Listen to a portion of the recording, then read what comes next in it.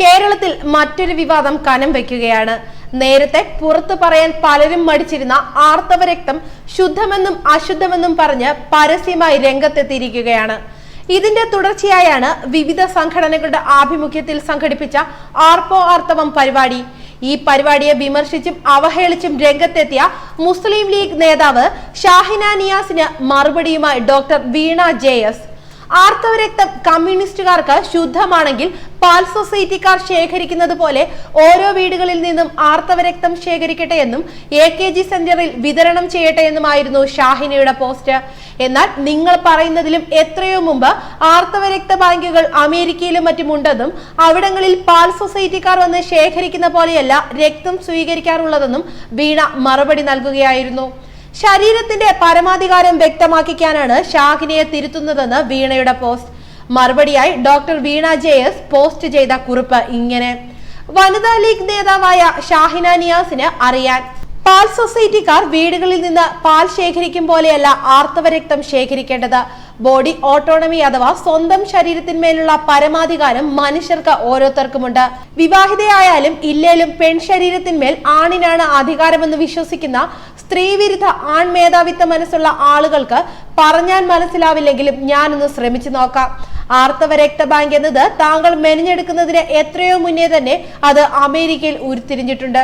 Stem cell തെറാപ്പിക്ക് ആർത്തവ രക്തത്തിലെ കോശങ്ങൾ ഉപയോഗപ്പെടുത്തുമെന്ന് കണ്ടുപിടിച്ചിട്ടുമുണ്ട്. അൽഷിമേഴ്സ് അസുഖത്തിനും പക്ഷാഘാതത്തിനും ഈ സ്റ്റെം സെൽ തെറാപ്പി ഉപയോഗപ്പെടുത്താം. അതിനുവേണ്ടി ആർത്തവ രക്ത ബാങ്കുകൾ ഗവേഷണം തുടങ്ങിയിട്ടുമുണ്ട്. പക്ഷേ പാൽക്കാരൻ വന്ന് പാൽ വാങ്ങും പോലെ നടക്കില്ല. പശുവിന്റെ അകടിൽ പോയി പാലെടുക്കും പോലെ ആർത്തവ രക്തം സ്ത്രീ ശരീരത്തിൽ നിന്നും എടുക്കാൻ ആർക്കും അവകാശമോ അധികാരമോ ഇല്ല. രക്തം ദാനം ചെയ്യുന്ന സ്ത്രീയുടെ പരമാധികാരമാണത്. ഗവേഷണങ്ങൾക്ക് വേണ്ടിയോ ചികിത്സയ്ക്ക് വേണ്ടിയോ ഉപയോഗിക്കാൻ സ്വന്തം ശരീരത്തിലെ രക്തം കൊടുക്കണോ വേണ്ടയോ എന്ന് അവർ സ്വയം തീരുമാനിക്കുകയും റിട്ടേൺ കോൺസെപ്റ്റ് എഴുതി അറിയിക്കുകയും മെൻസ്ട്രൽ കപ്പിൽ രക്തം ശേഖരിച്ച് സീൽ ചെയ്ത് കേടാകാതിരിക്കാൻ ഐസ് ബോക്സിൽ വെച്ച് ആർത്തവ ബാങ്കിൽ എത്തിക്കുകയും ചെയ്യും. അതായത് പാൽ സൊസൈറ്റി പരിപാടി അല്ല എന്ന്. ഈ രക്തം AKG സെന്ററിൽ വെക്കാൻ പറ്റില്ലെന്നും അവിടെ എത്തുന്ന എല്ലാം സ്വീകരിക്കേണ്ടതല്ലെന്നും ചിലത് സ്വീകരിക്കുന്നത് നിയമവിരുദ്ധമാണെന്നും കമ്മ്യൂണിസ്റ്റ് പാർട്ടിയുടെ അണികൾക്ക് നന്നായിട്ടറിയാം. ഷാഹിന, ഇനി അഥവാ നിങ്ങളുടെ ചിന്തകളോട് ഐക്യദാർഢ്യപ്പെടുന്നവർ പെൺ ശരീരത്തിൽ നിന്നും ആർത്തവരക്തം ശേഖരിച്ച് AKG സെന്ററിൽ എത്തിച്ചാൽ നിയമം അവരെ കൈവയ്ക്കും.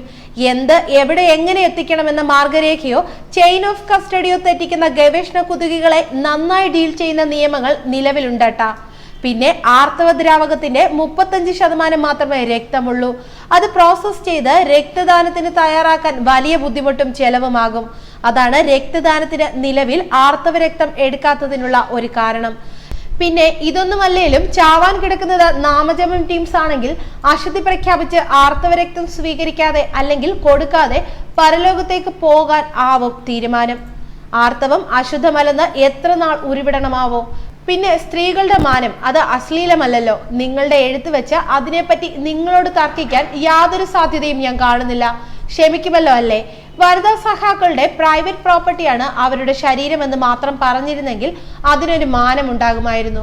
അവരാണ് അവരുടെ ശരീരത്തിന്റെ അധികാരികൾ. നാവും കൈയും നഖങ്ങളും നന്നായി വിറയ്ക്കുന്നത് കൊണ്ട് അക്ഷരങ്ങൾ വല്ലാതങ്ങ് മാറിപ്പോകുന്നതിനാൽ നിങ്ങൾക്ക് അനുയോജ്യമായ ഭാഷ മാത്രമേ മോണിറ്ററിൽ എന്റെ കണ്ണുകൾക്ക് തെളിയുന്നുള്ളൂ എന്നതിനാൽ ഞാനിപ്പോൾ നിർത്തുന്നു. സ്ത്രീകൾക്ക് പൊതുവേദികൾ തരാതിരിക്കാനുള്ള കാരണം മറച്ചുവെക്കാൻ ഒരുപാട് കണ്ടങ്ങൾ വനിതകൾക്ക് വേണ്ടി നിരത്തിവെച്ചിരിക്കുന്ന കൂട്ടം നിങ്ങൾക്ക് പരിചയമുണ്ടായിരിക്കുമല്ലോ.